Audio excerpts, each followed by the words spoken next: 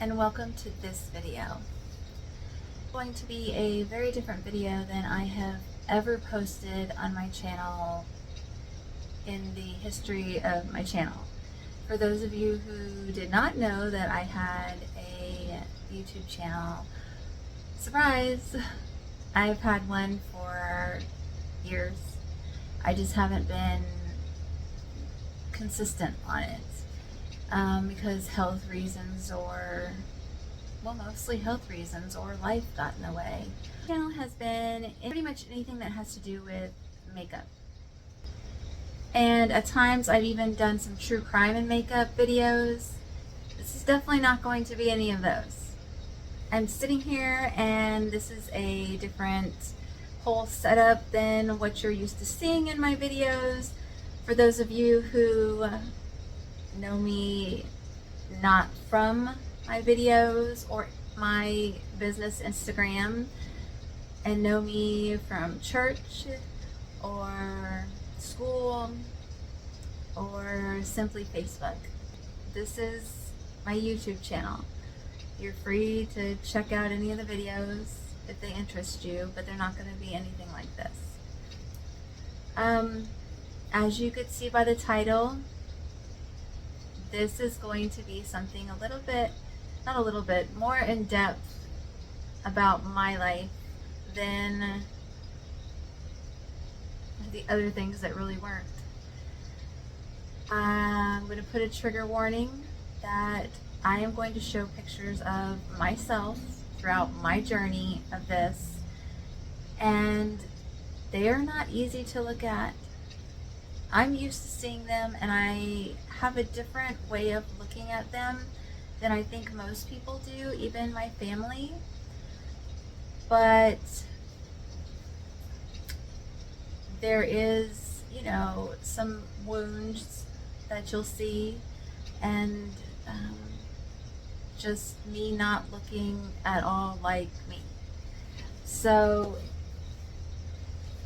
this is something that I really wanted to share, and it's been over a year. It's been over a year since I posted anything on my YouTube for obvious reasons, but also I really wanted to be able to sit down and give a really good depiction and testimony of all of this. And some of you have already heard my testimony in church. Even in passing, I now tell anybody and everyone who passes by my testimony because I want them to understand it and to know it and to believe and to always have hope. I hope that you get that out of this video. So I have my notes because I kind of, with everything that happened, the way my memory works, things can get jumbled and like timelines, because most of the things I was told. I don't recall a lot of things, and my family has told me them. There's a reason for that. And so I got my tissues in case I need them, but I'm hoping I can not get upset during this. And I really just want to share everything that happened. And some of you don't know. Most of you who are on my personal Facebook page have kept knowledge, or if you know my family, you've kept knowledge over knowing things just from updates or even seeing me in person. Those of you who only know me through my platforms, this is going to be a little new. So without further ado, I will let my introduction of this video play, and I will see you on the other side of it. Bags of tissues near the bed, swollen Crimson roses in a vase, salty tears the only taste. Alone, grieving in the night, tell myself I'm gonna be alright. Hold on to hope, breathe loving thoughts and take it slow. It's safe to cry, try to understand the haunting why. Hold on, oh, hold on. Now, I'm sure that the introduction kind of gave you an idea, if not a full view, of what you're going to be seeing. And I'm not going to really hold anything back that I can remember. I want you to understand and know that this is what happened and this is how far I've come. So let's go ahead and get started. In 2002, I came down with COVID. And I had I had one vaccine and then caught COVID after I had the one vaccine. And there's a reason why I'm bringing this up, so we're just going to kind of go with this.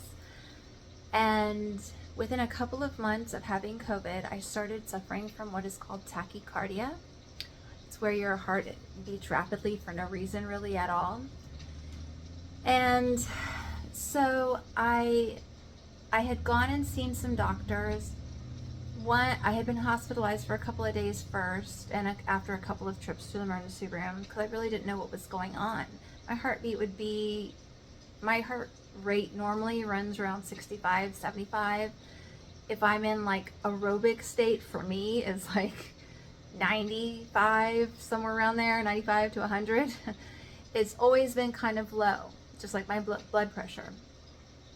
Well, I would be laying in bed and literally it would skyrocket up to 153, which would make me very sick, and I would like heave or vomit to try and it's your body's like natural reaction to try to slow down your heart rate. It is called a vagal maneuver, if you're familiar with that term. Not just that, but it would cause a lot of chest, tightness.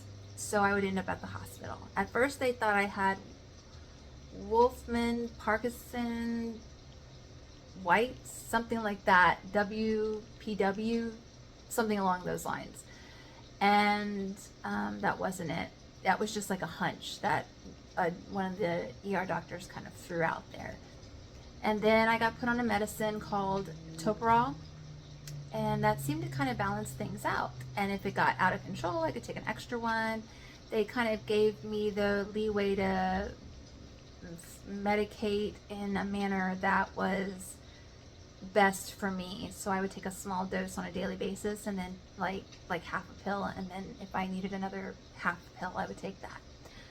That being said, obviously it was not that, and I ended up seeing a cardiologist where I stayed 3 days in the hospital one time. And the doctor pretty much blew me off because of my age. At the time I was, 42? And people were just kind of like, she's young, whatever. And I was like, I couldn't understand why he would blow me off. He said that this was a electrician problem, and he was a plumber. There's different types of cardiologists. Lots of things I've learned over this process. Well, then I went to the electrophysiologist or something along those lines, the electrician cardiologist. He ran a test. He couldn't find out what was going on. He said He's the first one who had actually said that they had seen some cardiac changes in people who had had COVID around my age. And I was like, okay, at least we have something, a jumping off point. Well, then he's like, but this really isn't something that I would handle. This is a plumber's problem. So not just that, but the plumber cardiologist had sent me to a neurologist. And the neurologist is like, this is not a neurology problem. This is a cardiac issue. So going back to that same plumber cardiologist, and he did like an echocardiogram, and he was just kind of like, meh, couple EKGs. He's like, it's just something that you're going to have to deal with. It'll wear off, basically. So naturally, after I had been told by this doctor that it really wasn't a big deal and it would wear off, I just went along with that.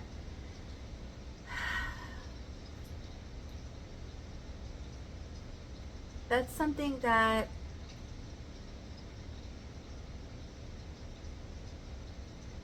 maybe if I had no one will ever really know if it had been pursued better or something along those lines, if this could have been prevented. But I proceeded to go through all of that for a year, and then I started having feeling like the whole elephant was on my chest, but no big deal, right? That's what the doctor said. It'll wear off eventually. Well, I have what's called Meniere's disease and Maldiss-Embarkment syndrome. If you're not familiar with those, they're vestibular diseases. They mess with your balance and things like that. There's no cure for them, and I'm on medication and I can function, right? Well, I had a deviated septum, and my ears were progressively getting the eustachian tubes were getting more and more tight. And so I had decided to have my septum repaired, which means straightened, and have the balloons open up my eustachian tubes, which has honestly helped tremendously in having pressure in my ears and having the migraines with the weather change. Anytime it would rain, I would get something like that. But thank the good Lord and my amazing doctor that it has been helped, and I don't get stuffy noses. I can breathe out of this side of my face again. But to have surgery, when you have something wrong with your heart, you have to get cardiac clearance. So I went to this particular doctor that had said, oh, no big deal, this will pass. And he gave me cardiac clearance to have this surgery. So I went in, had the surgery. Apparently the surgery was a success.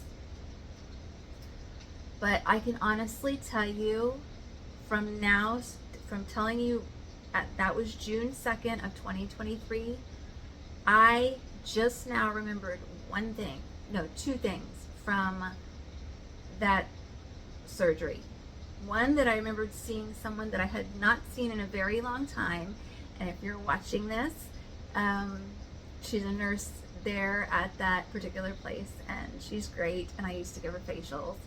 And I saw her, and I just now remembered that. And I also remember them asking me to take a pregnancy test, and I thought that was really funny because I've had a partial hysterectomy. So I was like, yeah, no, that's not really gonna work.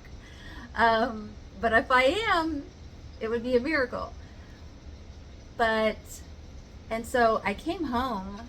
I don't remember any of it. I literally, probably from June 3rd of last year, which is 2023, all the way back to probably January of 2023, I have no real memory of any of it. I mean, even before that surgery, I had gone to a party at my in-laws, and my mother-in-law had told me something I had said, and I don't remember saying it. It sounds like something I would say, and I know it's how I feel, but it wasn't, I don't remember it at all. I see pictures from things and I don't remember them. I don't remember them being taken, and then I have to kind of think like, okay, what was going on to make this happen?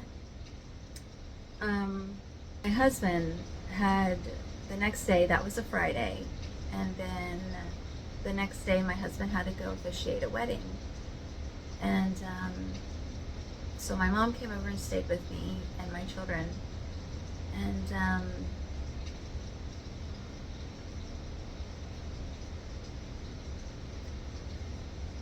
my mom says 10 minutes after he left, my daughter, who is now 10, she was 9 at the time, she said that I looked at her and said I was having a heart attack. And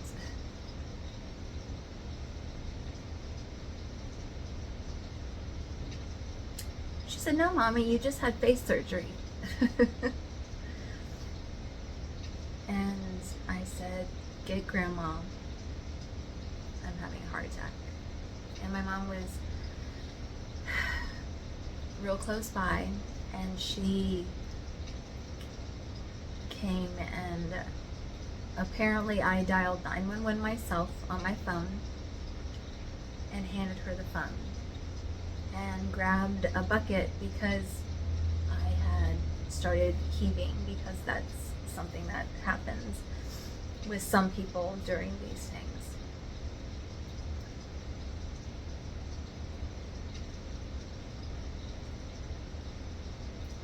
So on June 3rd of 2023, I had my first heart attack at 43 years old.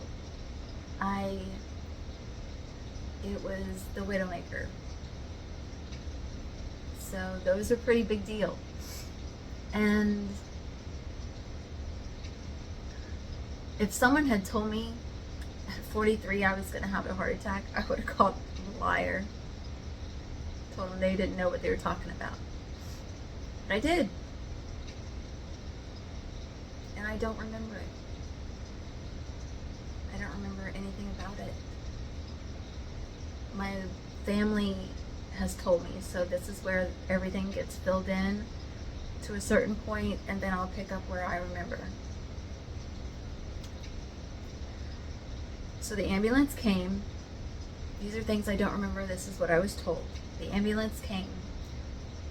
By the time the ambulance was taking me out, I was in and out of consciousness. My neighbors had seen my children, and my daughter was very upset, knowing, obviously, something's wrong, Mommy. My husband was 45 minutes away at least, and he was supposed to officiate a wedding. He had been hired to officiate a wedding. He had to do this. There was nobody else that could do this. I can't imagine being that far away and getting a message that he was having a heart attack. So I can't imagine what he went through, or any of my family for that matter. I just know what they've told me, and I know how I would feel. So they took me directly into the cath lab, and I had a 99% blockage, and I had a stent placed in. And then I was put on a bunch of medicines, and I proceeded to code multiple times. My husband made a post that said something like, my heart must have stopped like 12 times. And at one point in time, the medication that they were trying to balance to keep me okay, because my vitals were so bad. They were so bad. There's no real way to say, like, oh, they were this, they were that. No, they were bad. They were really bad. And I'll probably post some up somewhere some around here so you can actually see them. They are probably shown in the beginning of this video, some as well. The medication that I was on, it kind of like, one of the side effects was it could give me another heart attack. And then that's what happened. With less than 24 hours later, I had another heart attack. So 2 heart attacks in less than 24 hours. And again, if someone had told me that I was going to have 2 heart attacks when I was 43, I would have called him a liar. But I did. And then things got worse. I went into full vital organ shutdown. My spleen was lacerated because they were trying to save my life.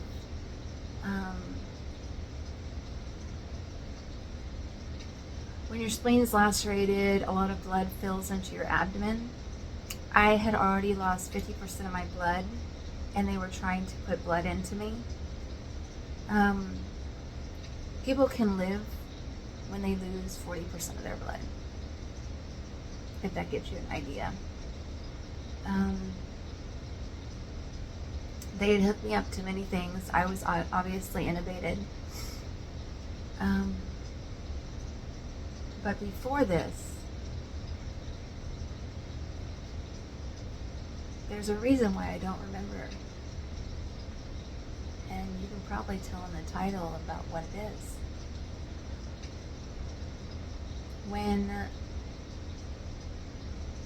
I don't know when, in truth, it happened. I couldn't tell you where I was. I couldn't tell you if I was at my house. I couldn't tell you if I was at the hospital. But what I can tell you is,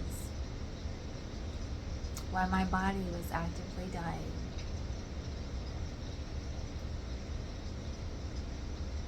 a light came through, and I want to say it came through a window or something, but I just remember it was the brightest light I'd ever seen in my whole life. It was like brighter than the sun, and it was golden, and it was warm, and when it came to me, I knew that I was in the presence of God.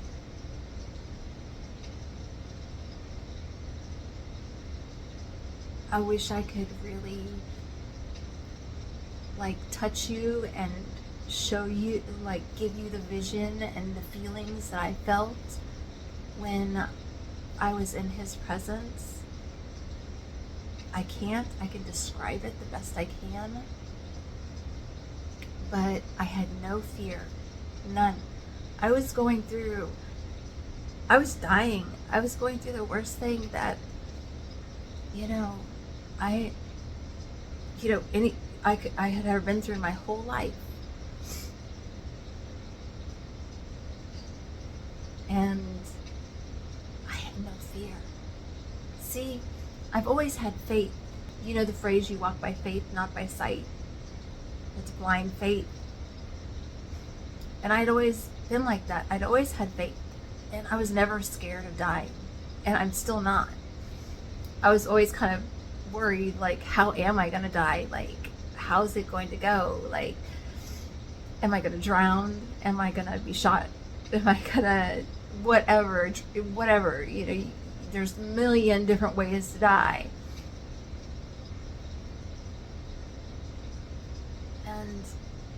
But I always had faith that I knew that God would be there. Well, He was. And I was not scared. I had no fear. I had no anxiety, no worries. There was no worries. There was a love like I have never felt my whole life. And it was beautiful.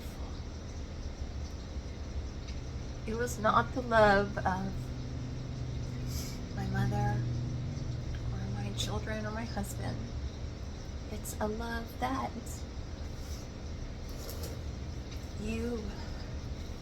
it's the love of my creator. That's the only thing I can say. It's his love. And I felt so peaceful. I didn't have a care in the world. Little did I know that my body was going through so much, but I didn't feel it. I didn't care. I was with God, and I was at peace for the first time in my whole life. I had true peace. I completely understand when they talk about the peace that surpasses all understanding. That's what I had. And I had no idea what was going on. And that's a good thing, because I went through so much. And here's where I have to pull up my notes, because there's just a list of things that I went through, what my body went through while I was with God. My spleen had lacerated, like I had said. 50% of my blood had spilled into my stomach, my abdomen, which that's not supposed to be there. So it started killing off my intestines. I had lost pulses in my foot, my right foot, which is bad. That means circulation, but they had to put a balloon pump in to help push. They're trying to make my body work. And the team at this particular hospital in town worked their butts off. And they had God like right there at their back the whole time. People came in, visited me, talked to me. There's one thing I remember, is that at one point in time my brother-in-law had said, "Are you going to keep fighting for my brother?" Which is my husband. And apparently I answered him somehow. And I kept fighting. But I had God. If you don't have God, you need to get God, because he'll get you through things.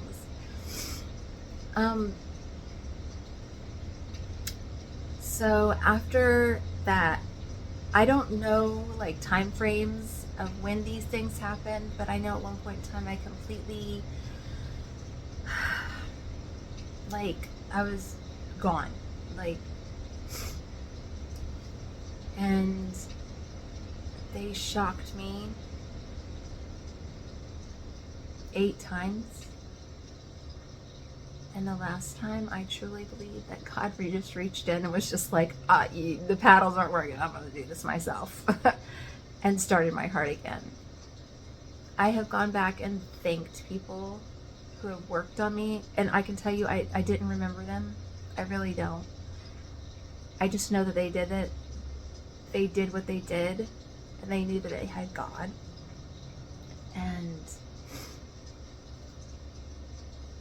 I'm a firm believer in when they help you, thank them. Because especially people in ICU, they don't always get that. They really don't. The nurses and the doctors that all work up there, they don't always get the thank you. Because usually they're there when their family's saying goodbye. And my family actually did come in and say goodbye to me. They said, called family. That's what my mom said. And I remember hearing certain voices.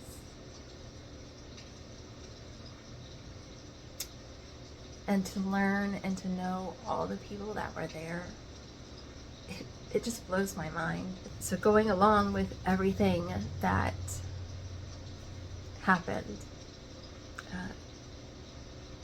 my brothers were on the phone to each other, two of my brothers. I have more than two.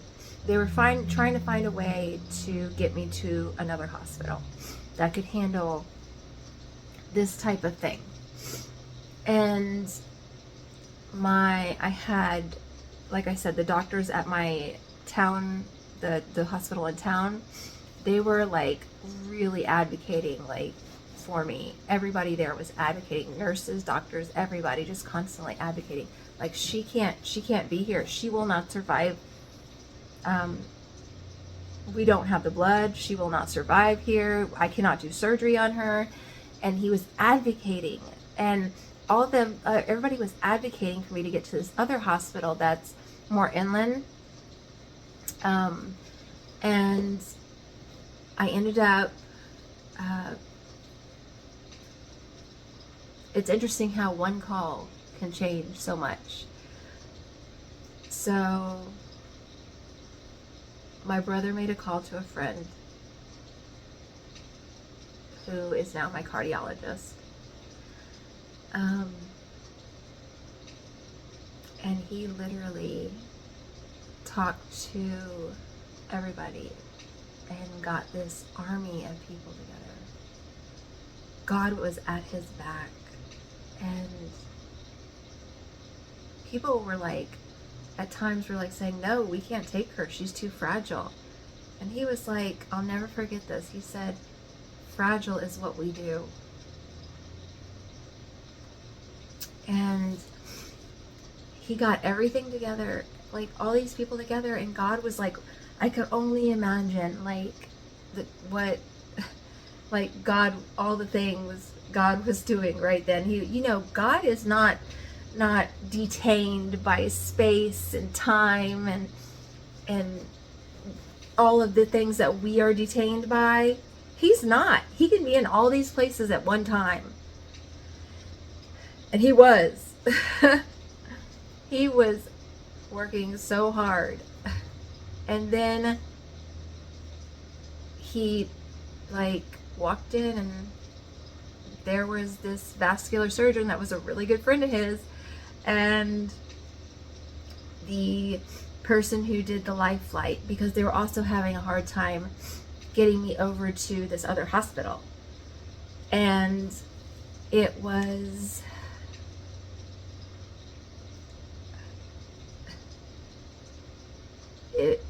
God just worked over and over again. And so the guy who was the lead for the life flight called the life flight and said, go pick up this person, which was me, go pick me up. And these guys showed up with the big new chopper, as my mom called it, and she said that it was amazing to watch these guys work. These medics were like hardcore, like no joke, amazing. My mom was really, really impressed. And she was a paramedic firefighter for 20 some odd years. So for her to say that, it was like, they must have been really impressive. They took my entire ICU room and put it on my bed, as in like put it in all these other monitors and worked in simultaneous moves together and got me what would be a 45-minute plus drive from one hospital to the other. They got me there from one hospital to another in about 11 minutes. It was very impressive. Like God was at their tail, at the helicopter's tailwind. And I vaguely remember looking like I would be looking at the camera that I'm now, in that direction and seeing someone. And then that's it. I had clips of things, but that's about it. I don't really have a full memory, because God didn't want me to have a memory of it. The things that I was fixing to have to go through, and I was going through, God took it all away. He didn't want me to have to experience it. And so I've even talked to my brother, and he's like, it's good that you don't remember it. So I got there to this other hospital. The team was waiting. my husband and his brother were trying to get there, my family, you know, I mean, like 11 minutes and 45 minutes are a big difference. Like, it took them 45 minutes to get there. It took me 11 minutes to get there. And by the time my husband and family had gotten there, they had already taken out the balloon pump. And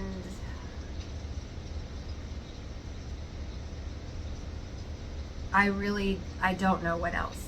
I'm going to tell you the things that I was told, not just by my family, but by my doctors, so that you can kind of see the time frame. So by Monday, so Monday, Wednesday, and Friday, I had double surgeries. So I had multiple surgeries at one time. I had my spleen removed. I had some of my intestines removed, and they were disconnected. I had a double fasciotomy, which is where they cut both sides of your leg because they were trying to save my leg. They did. I still have it. It's right here. Thank the good Lord for everything.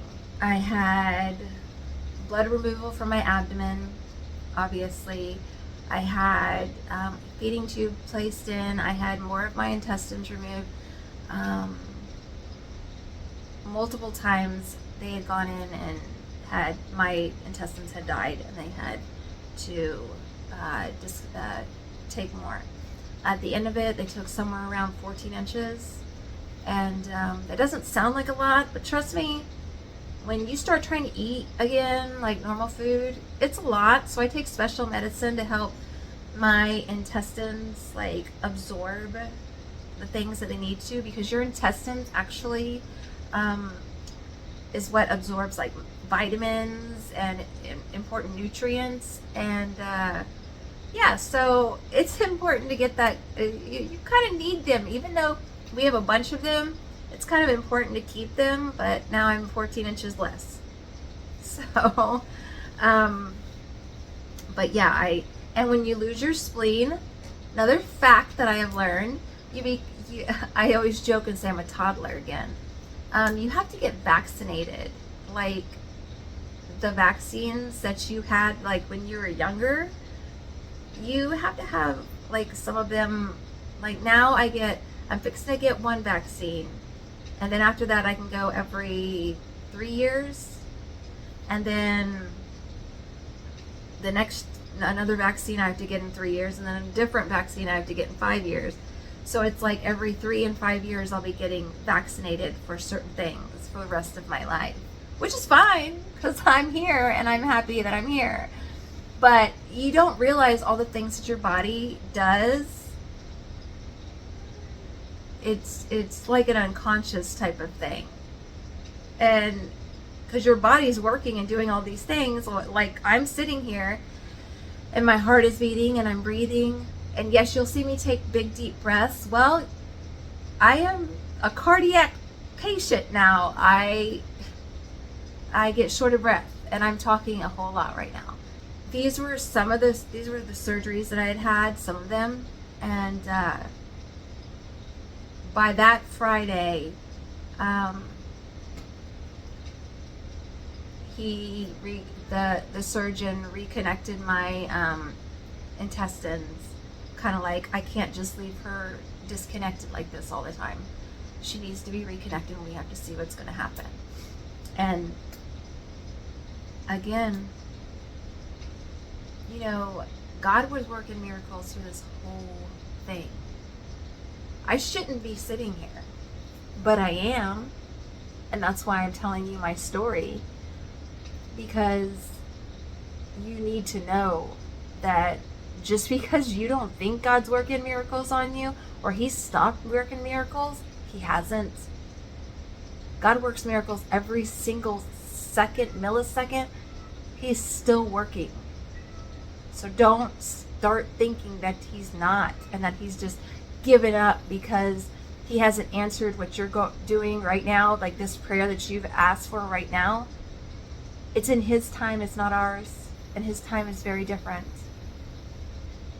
During this time, I also had a brain bleed, and I think that's when I ended up losing the functionality of this hand. It came back. These fingers do still go numb at times, and it kind of freaks me out, I'm not gonna lie. But they still feel a little weird, but I can use them perfectly fine now, and I'm so grateful. I also, they put boots on you, these little strappy boots, to try to keep from you getting drop foot. I still ended up with drop foot in both feet. I also went through something called ICU delirium. It is when usually people who have been on a lot of medications or a lot of trauma, due to like a health condition that had happened, like 2 heart attacks and a brain bleed, and sometimes I was living my best life in these delusions, and you are literally trapped in your own body in delusions. Like some of them were really great, and now they, not just that, but now they register as memories for me. They don't register as like, oh, that's fake. I can tell myself like that didn't really happen. That's not really normal. But you know how memories bring up emotions? Well, that's what these do. They still bring up emotions, and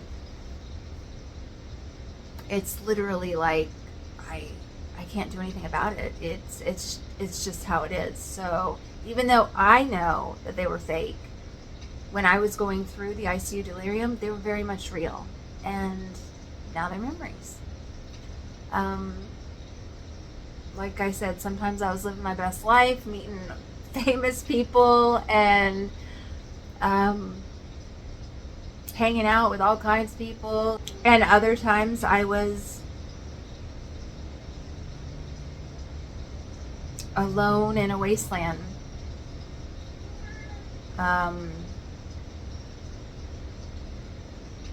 Lost my whole family,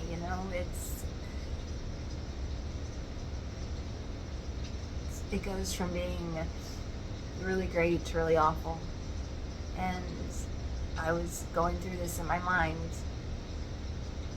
but in a way it was also a blessing because it kept me out of pain, and I was going through a lot of pain, and my body was trying to heal from a lot of things.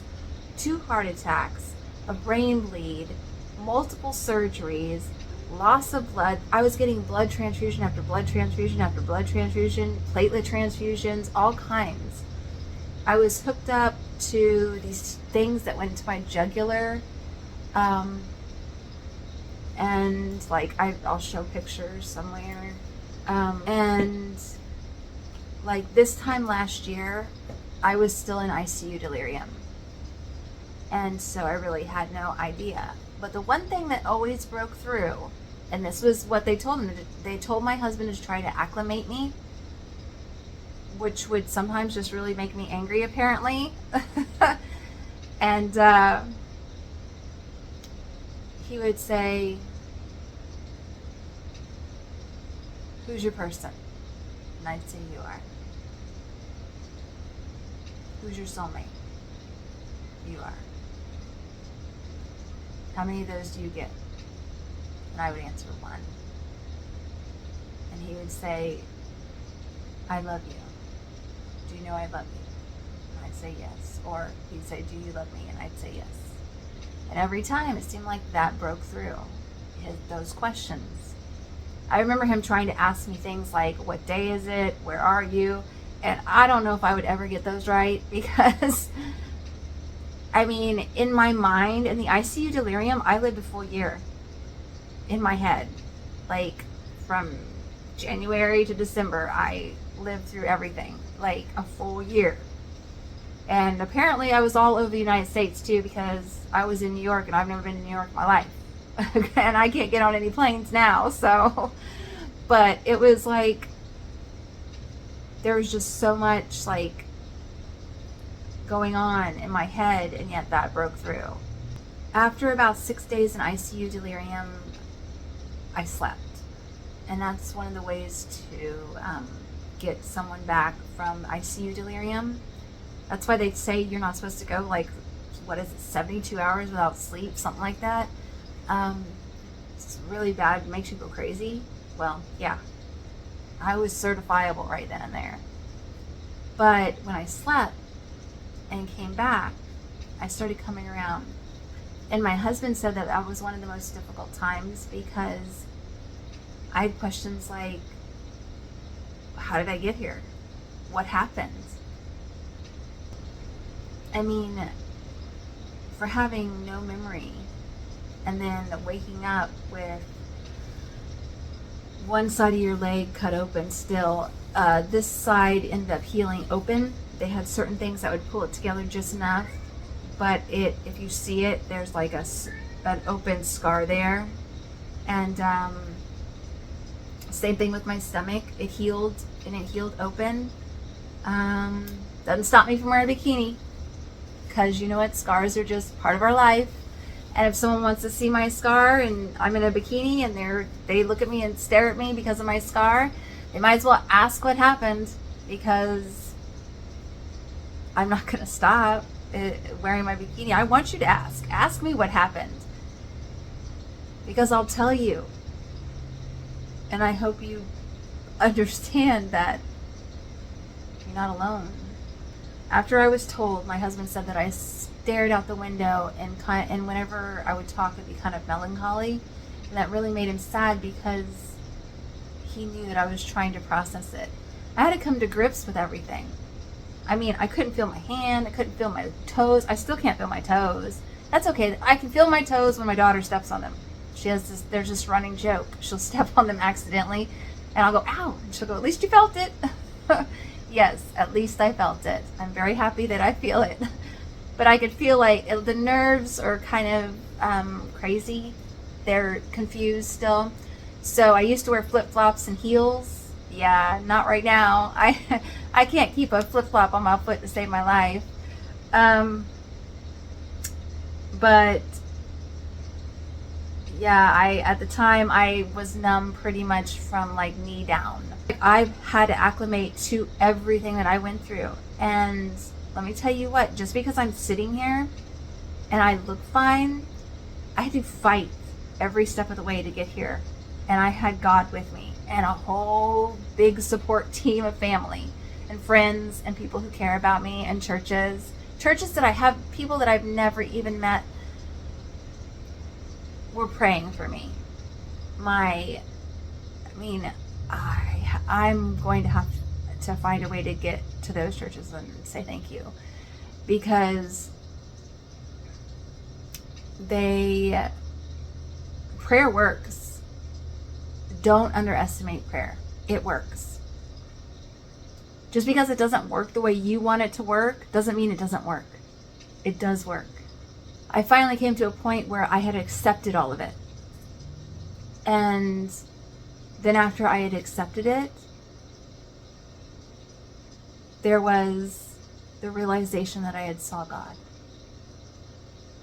And a rush of visions started coming through my head. Everything that God had shown me. People are like, did he talk to you? No, he showed me. He showed me things. He put pictures in my head.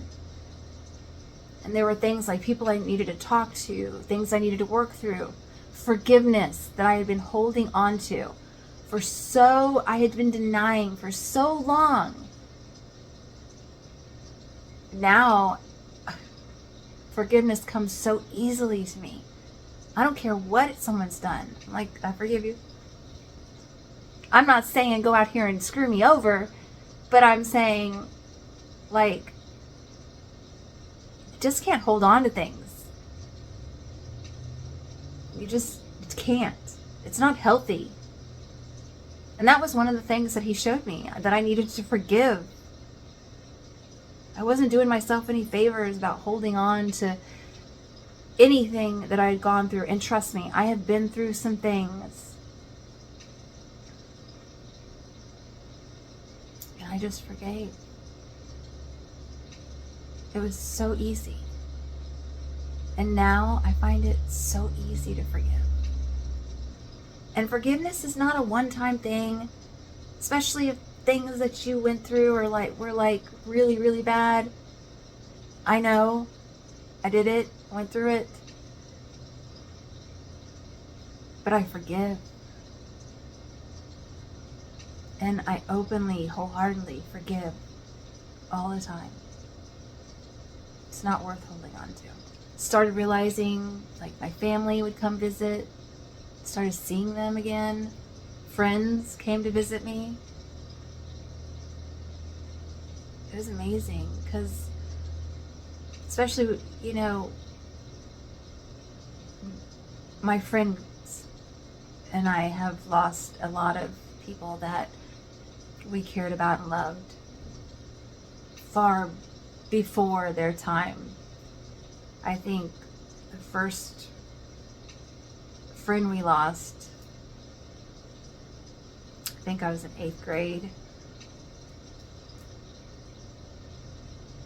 But don't worry. I can honestly say they're in a better place. And God is with them.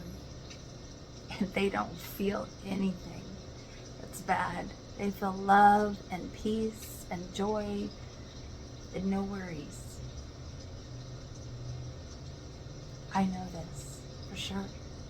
Once I came conscious, or I say I came conscious, once I was out of delusions and things started rapidly progressing in the positive quickly. I know I said rapidly, but quickly. I cannot stress that fast enough, because at one point in time I was on 24/7 dialysis, which explains why I always felt in my head. There was a time where I was so cold, and so now I have an issue with being cold or too hot. And if anybody has been on dialysis, you know, you feel cold. It's because they have to put the blood in at a certain temperature, and it can't be the same temperature that your body is at, because it'll mess something up. So I was perpetually cold, and I did not like that. I don't like being hot. Yes, I'm Floridian, but I don't like being like super, super hot, and I don't like being cold. And I remember that was a thing about being cold. But things started rapidly getting better, like surprisingly, miraculously getting better quickly. At one point in time, they moved me from ICU to PCU. I guess that's what it's called. It's the step down from ICU. And then after that, little did I know, throughout all of this, they were doing like physical therapy with me before I became aware of what was happening. When it came time to do physical therapy, it was not easy. I had to relearn everything except to talk. Like, I dare say even relearn to breathe, because I was intubated and extubated twice. They talked about putting a trach in me. That's where the little hole is thing to help you breathe. Because when you intubate and extubate, it can damage your vocal cords. My voice has changed. And I have to clear my throat, and it gets raspy. Big deal, woohoo. I don't care, I'm here. Before they wanted me to go to this intensive rehab that was also part of the hospital. This hospital is huge, okay? Like there's so many of these types, this hospital, it's crazy. So before I ended up going to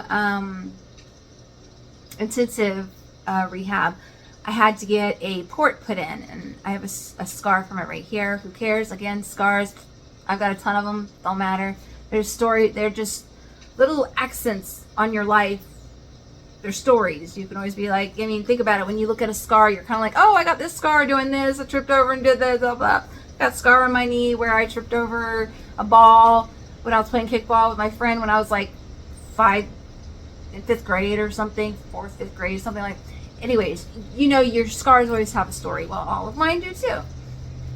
So I have a scar here from a port that was put in, and those of you who have ports put in, y'all know those are not fun to have put in. They literally cut a hole and they shove the port in. So they like burrow it into your skin. Bless you. I know. I get it now. I get it. That's, well, mine, because I was on so many blood thinners, it kept bleeding for like a long time.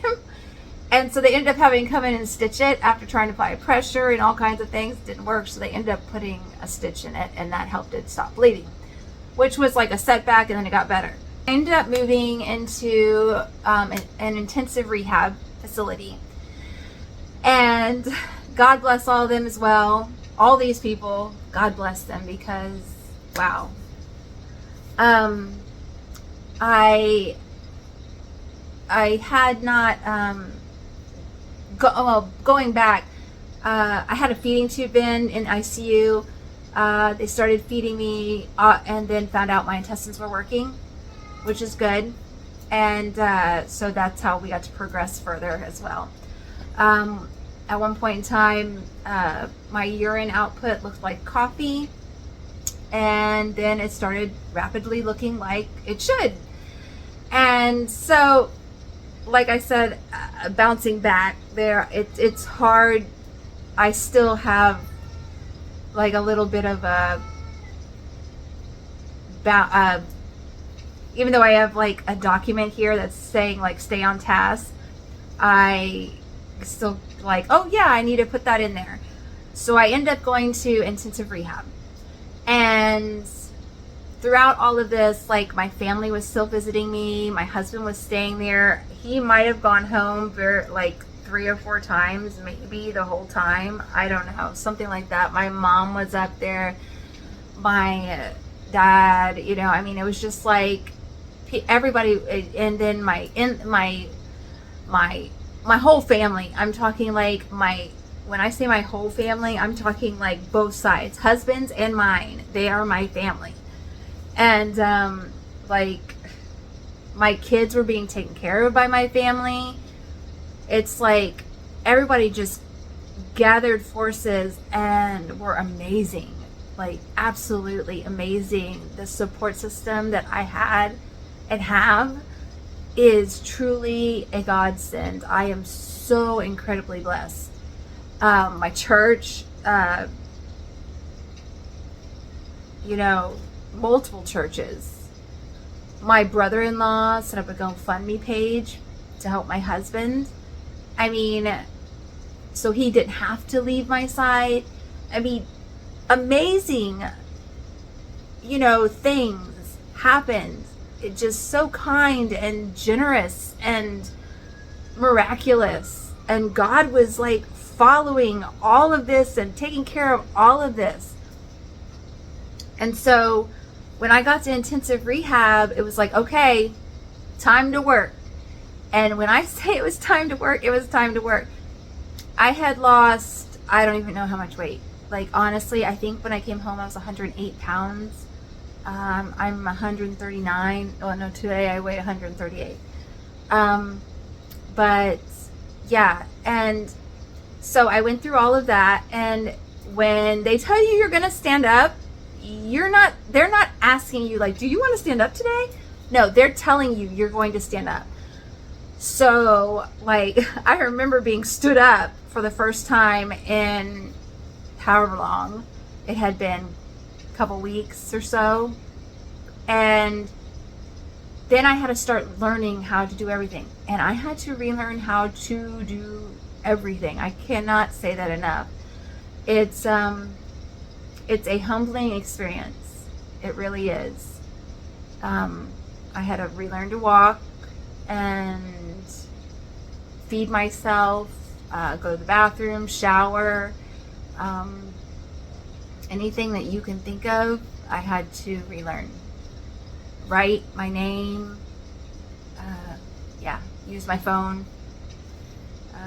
A lot of things that I had to relearn. And we often take a lot of these things for granted. Don't. Stop taking things for granted, because they can go away real fast. I know. During the time that I was in rehab, I ended up with pneumonia and fluid in my lung, my left lung, and I had to have a thing called a thoracentesis. That is where they put a thing in your back and they drain fluid out of your lungs. They got like 800 milliliters out of my left lung. They were surprised. They said that they didn't think that they could get that much out of like someone as small as I am, but I'm really not small. I'm kind of average sized. But at the time I was really frail.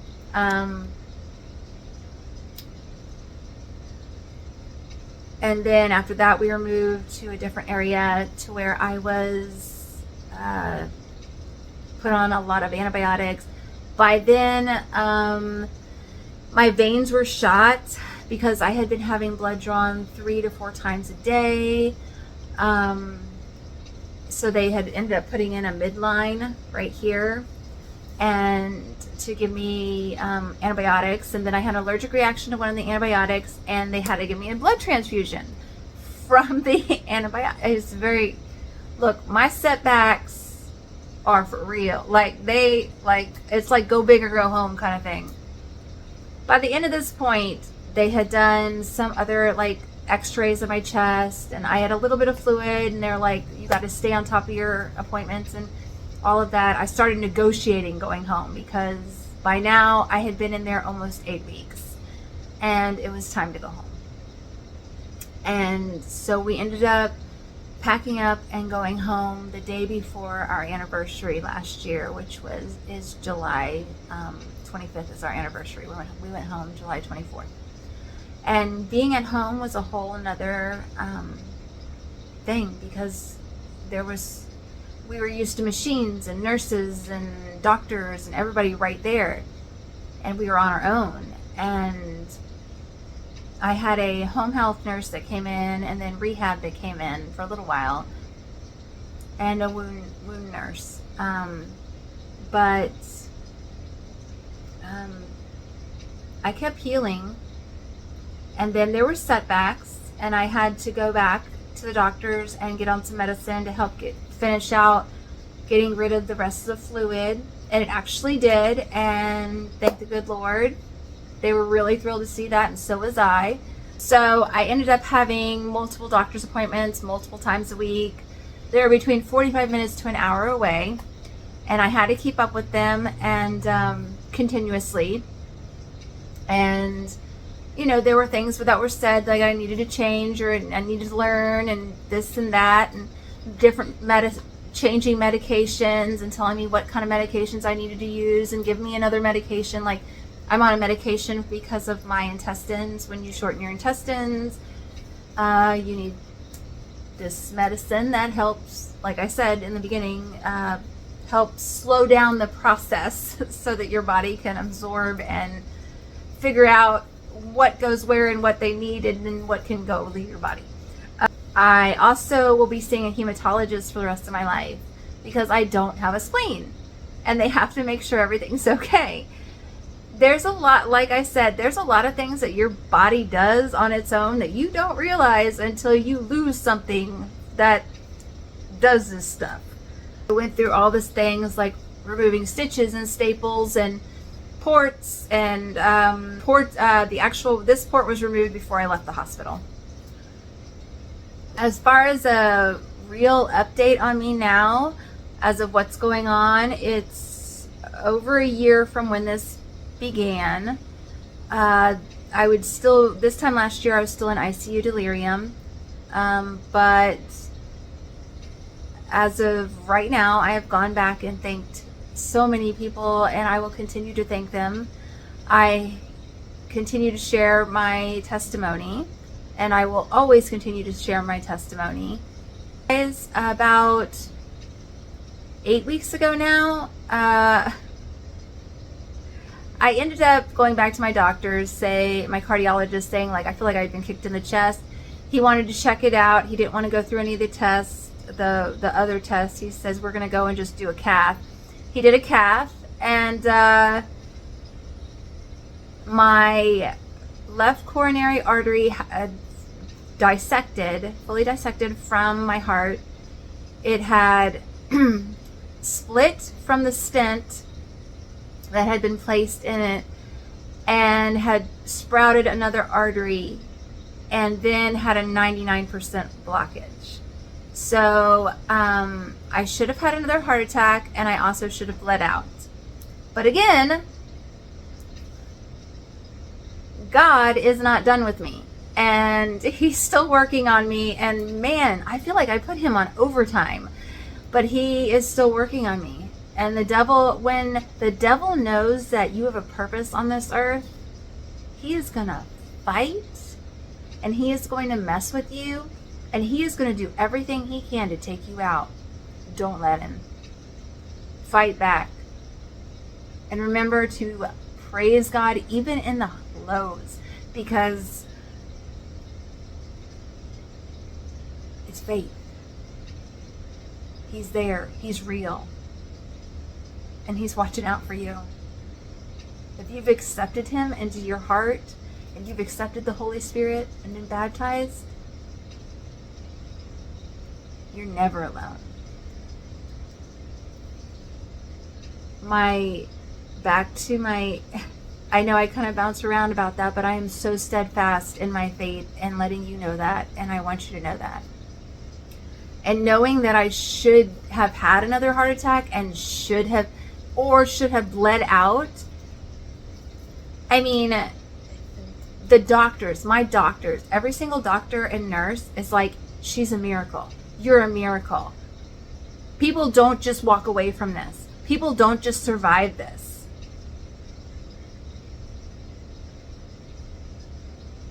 God can do anything. And so when my doctor was in there, he added 3 more stents. So he rebuilt my left coronary artery. I have 4 stents total. So now I carry this little pamphlet. I call it a pamphlet but it's like, it folds into like a card, like, I don't know, like a business card, but you unfold it and it's got my stents numbers on them and all of that. So I'm a proud member of the stent carrying card person club. But I'm still getting better. And I know that I will continue to get better. Even if I never wear heels or flip-flops again, I'm still here. I'm still grateful. And I am incredibly blessed. I mean, taking things for granted is just not an option. I walked out and was leaving cardiac rehab the other day, and it was raining. And I stopped, and I looked up at the sky, and I closed my eyes, put my arms out, and just let it rain on me. Let the water run down my face. And I thought to myself, why don't people do this? There was thunder around me, and I had no fear. It was life. Things feel different. Things look different. The grass is greener. The sky is bluer. The rain smells better. When you die and you come back, I'm not saying go do this. Please don't. Don't go my route. Don't die and come back. Just listen to me. Appreciate what you have. It can be taken away in a blink of an eye. And have faith. Find the Lord. Find a Bible. Go get baptized. Come to church. Come to church with me. God is with you. He's waiting for you to let him in, if you haven't already. He saves lives all the time. He can do for you exactly what he did for me. I know this has been a really long video. And if you have any questions, feel free to drop them down below. I'll answer them happily. And I'm sure I'll have people who will say negative things too. That's fine.